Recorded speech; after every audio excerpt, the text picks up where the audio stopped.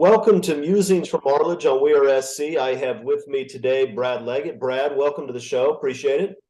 Hey, thanks for your time, Chris. Absolutely. So many of you probably already know this, but Brad was a star offensive lineman on Larry Smith's three Rose Bowl teams from the late 1980s. He was first team All-Pac 10 player, played 4 years in the NFL for the Saints and the Lions. He's currently a key figure in Fight On Forever, a 501c3 charitable organization that's doing some really important work. We're going to talk about that in a few minutes. And Brad is the pride of Fountain Valley High School, the scourge of the Edison Chargers. Let's not go that far. Yeah. Well, I was only in Fountain Valley for 1 year, Chris. All right. Well, I'm trying to pump. I mean, Fountain Valley hasn't beaten Edison in about 180 years. I was trying to Probably bring it may have been. All right, so let's start by let's play a little game. I'm going to throw out either a game or the name of a person, and I just want your quick thoughts. Sentence, 2, 3 sentences. Some of them I may follow up on. Some of them I'm just going to throw it out there and see what you have to say. All right? Outstanding. Okay, so I'm going to start with what I think is the second greatest USC-UCLA game of all time. I can't make an argument for number one. I understand that's O.J. Beban, number one versus number two.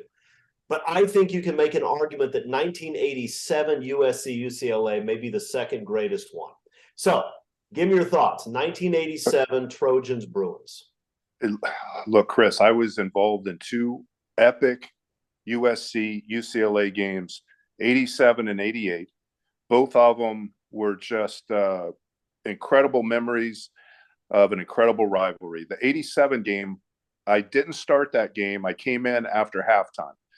And UCLA was stacked. You know, Troy Aikman, and they got David Richards, a transfer in from SMU. They were loaded.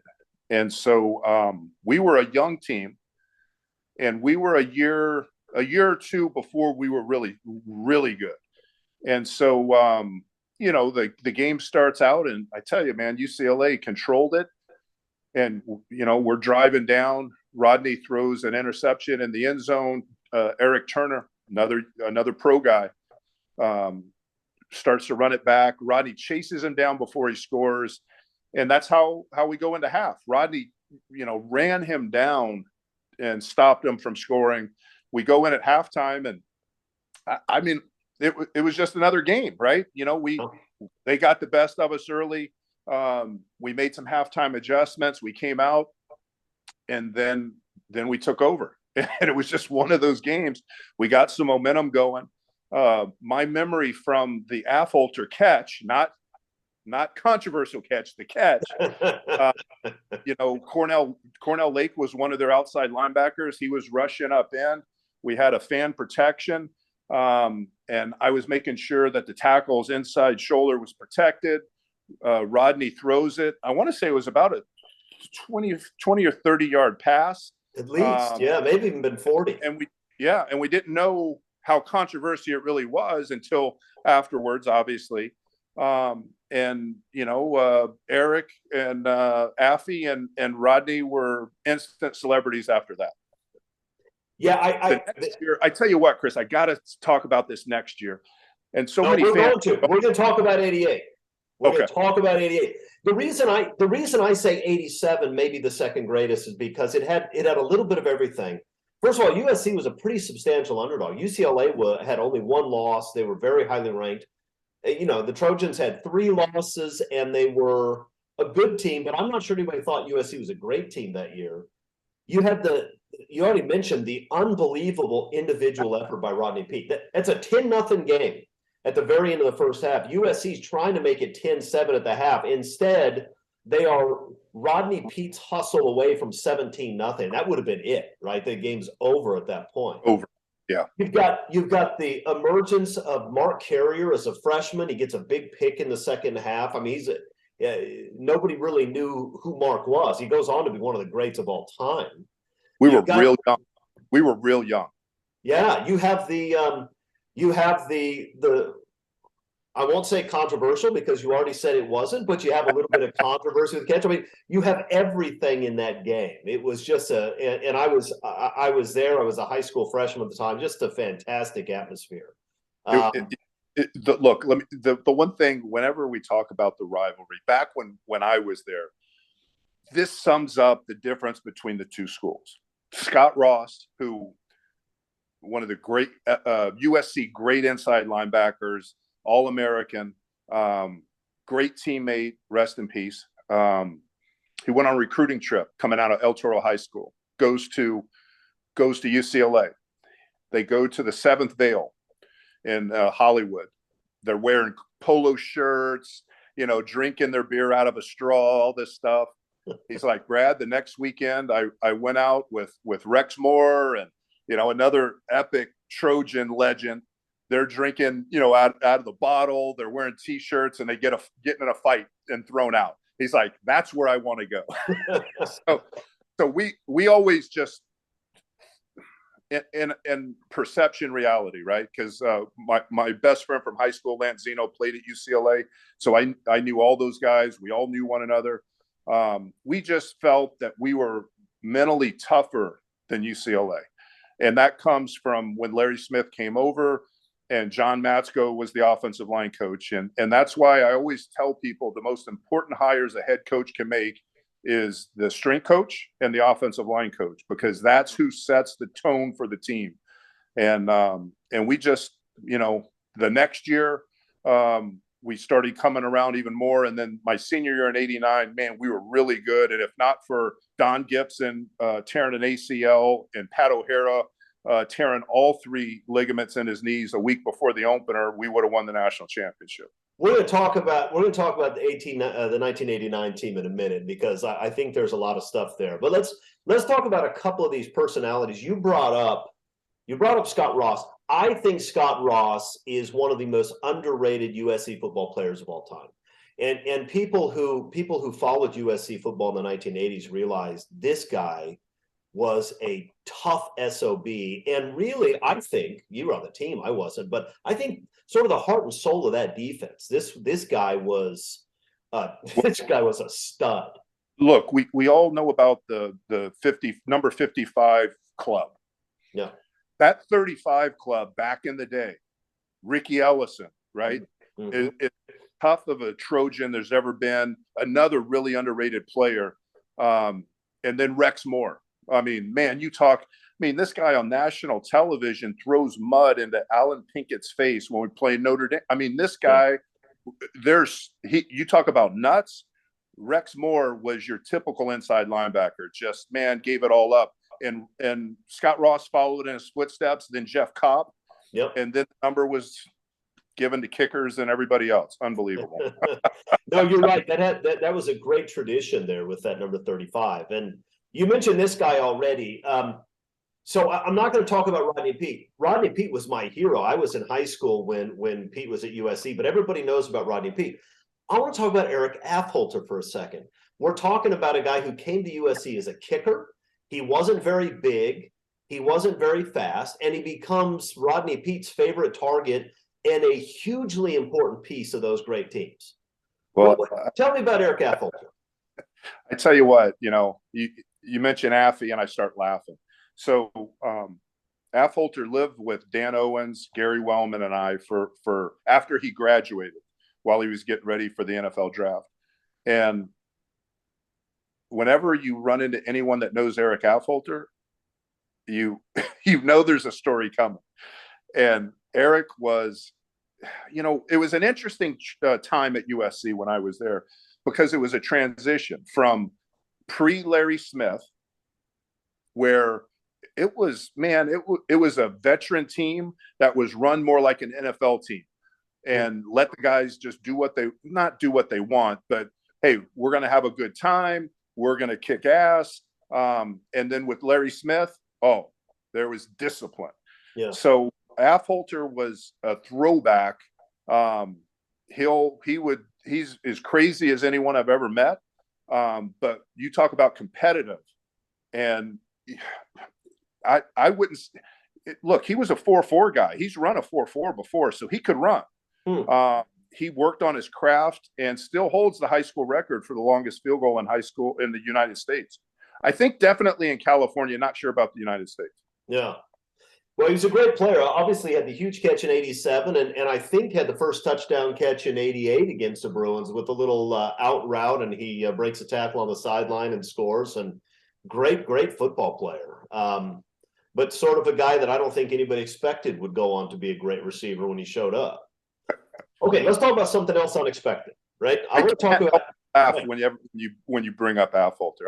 There's so many stories. All right, let's talk. Give me. Is there a clean one that you can share?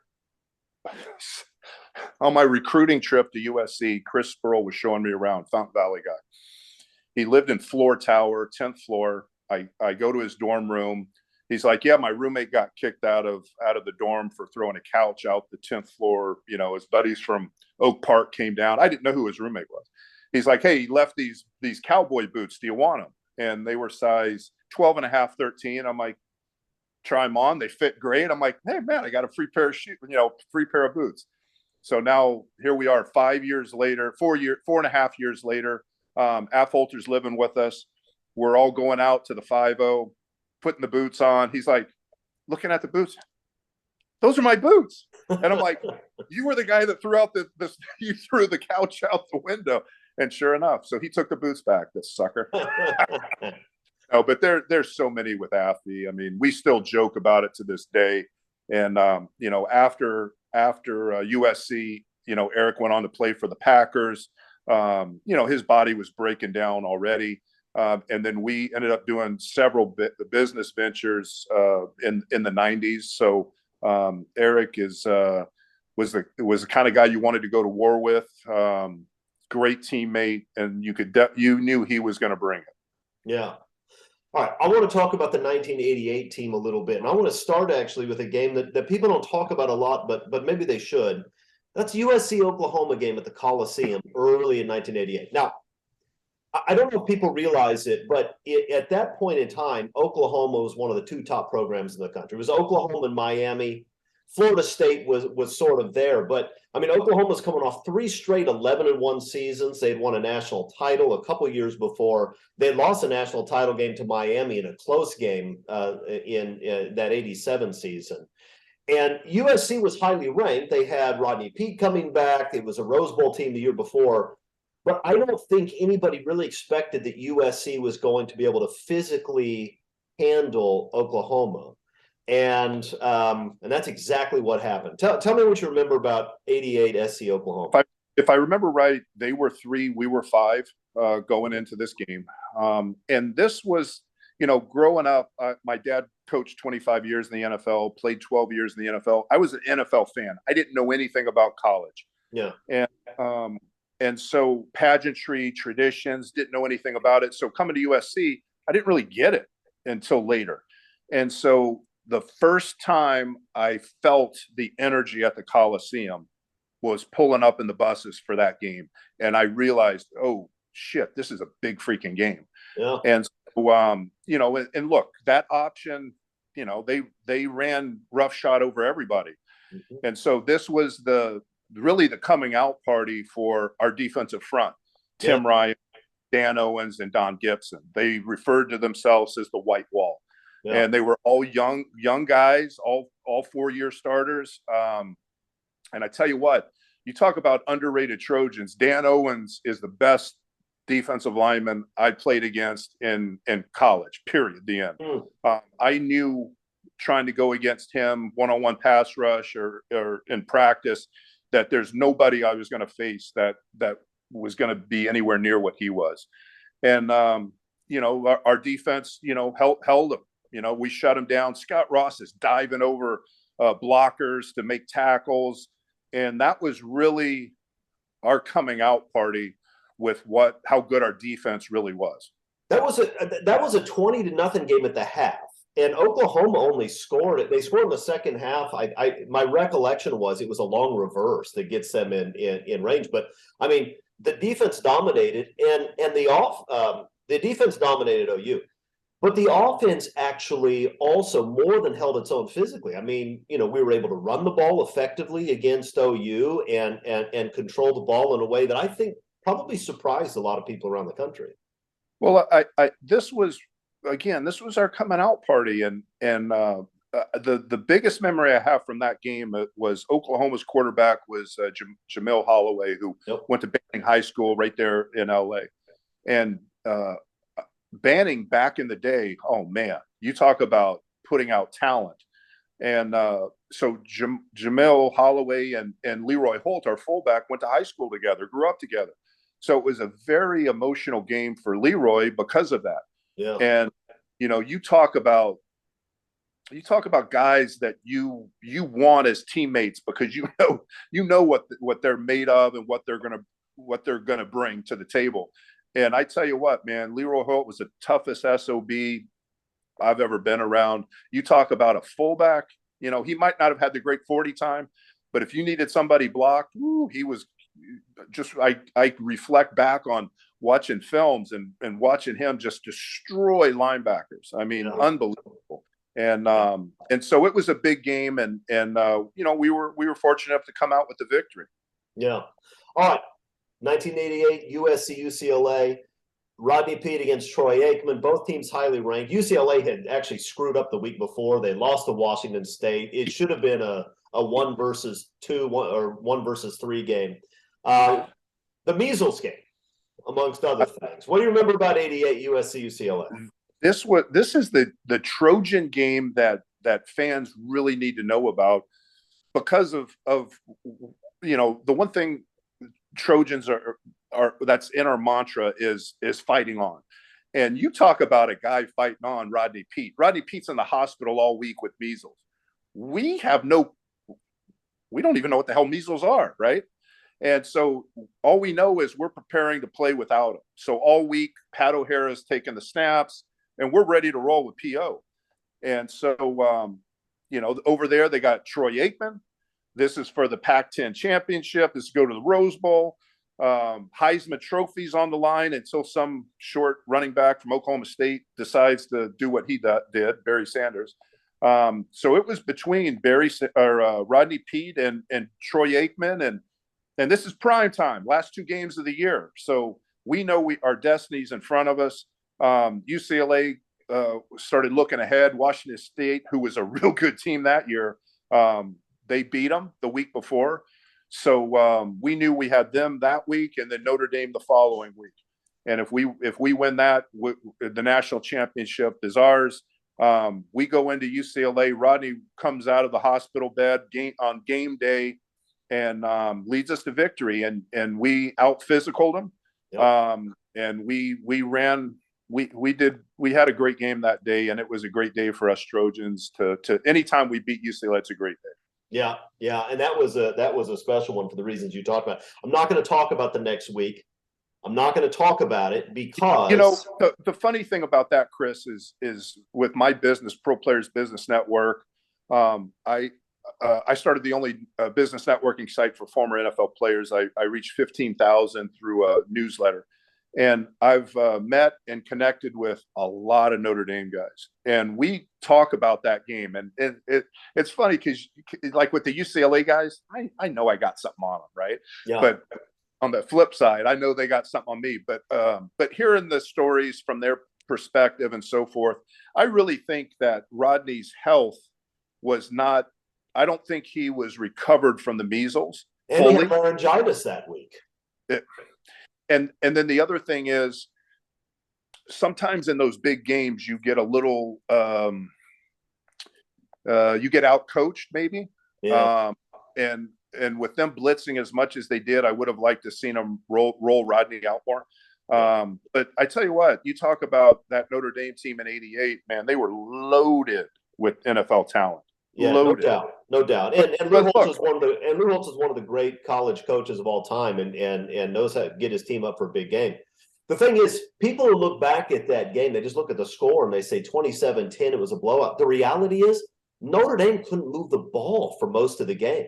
They had no first downs in the second quarter. They didn't have a first down in the third quarter until there was a minute left in the quarter.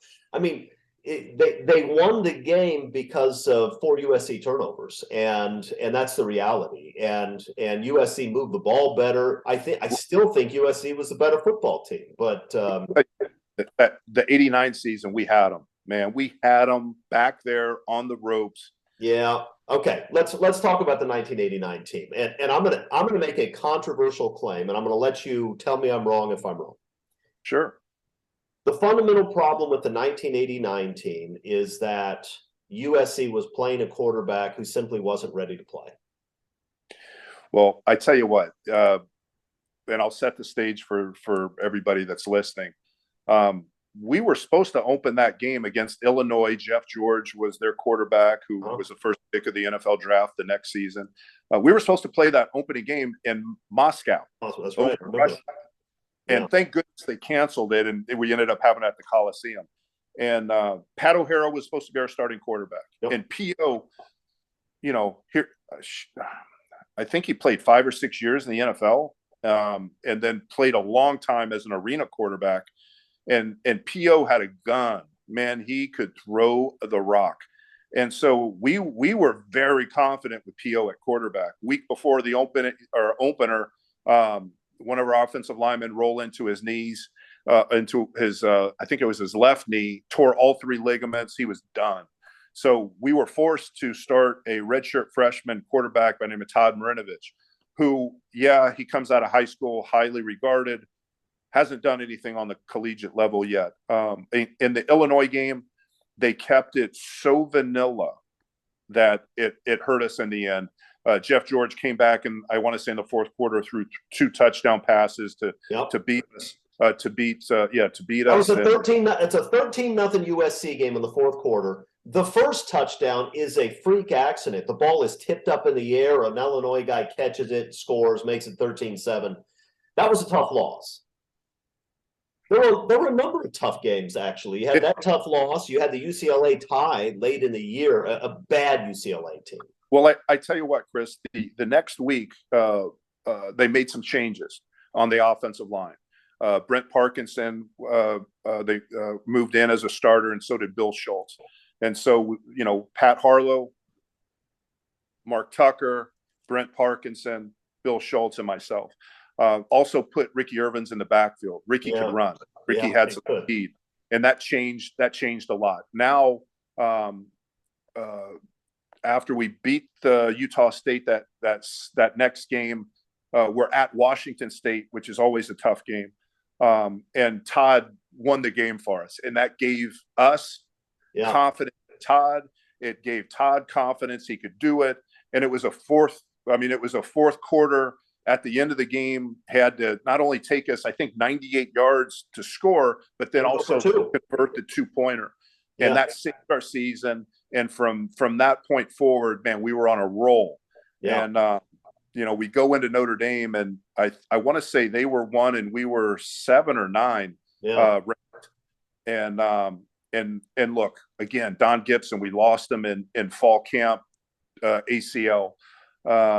He was our nose guard. And so Dan Owens had to play out of position, which put another guy in there.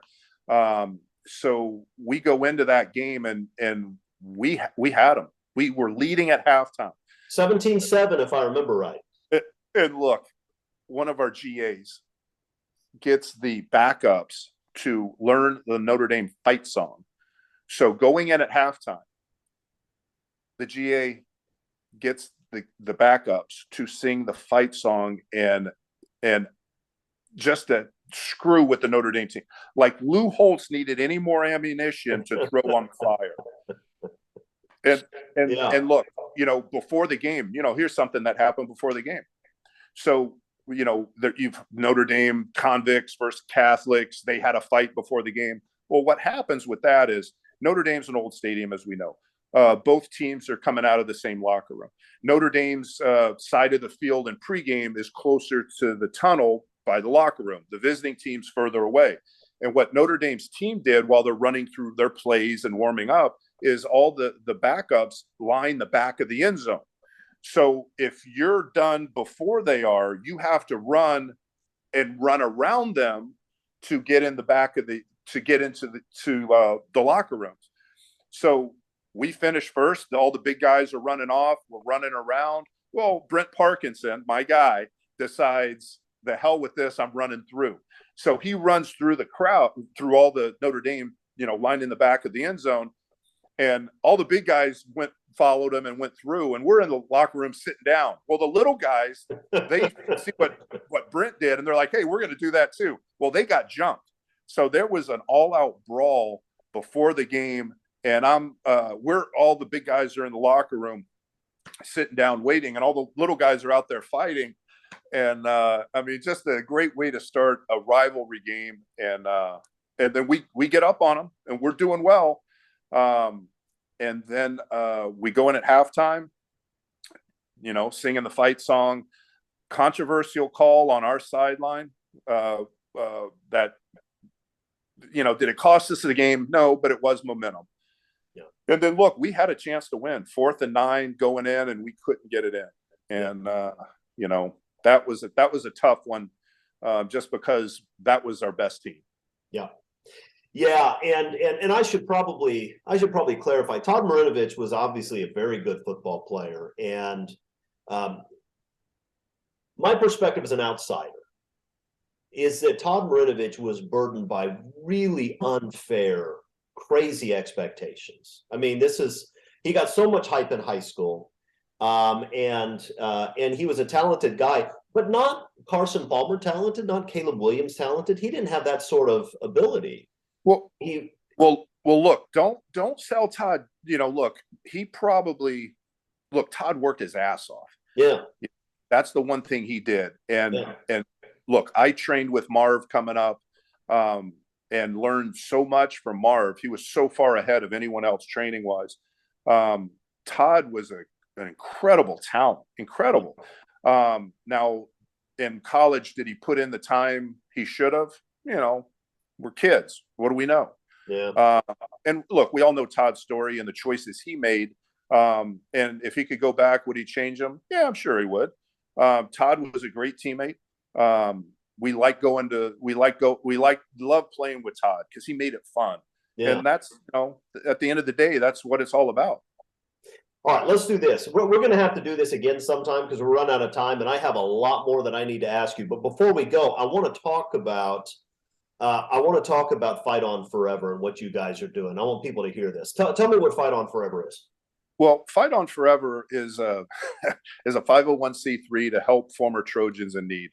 And over the years, groups of us have come together, raised money for Trojans that were in need. They were down and out. They needed help with something.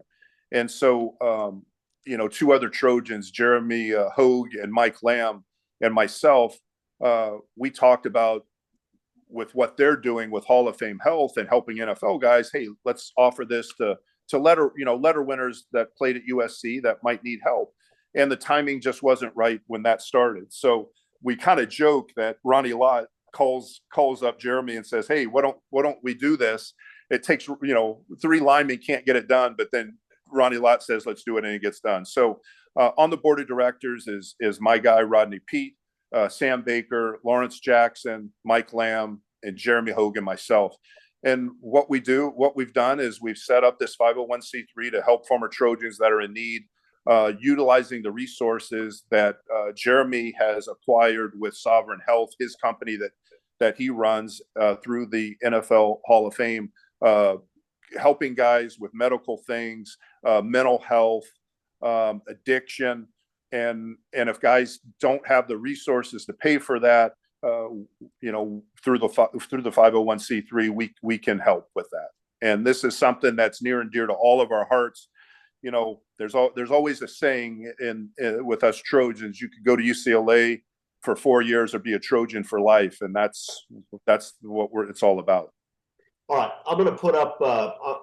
Give us the web address for Fight On Forever so people can check that out. Is it fightonforever.org?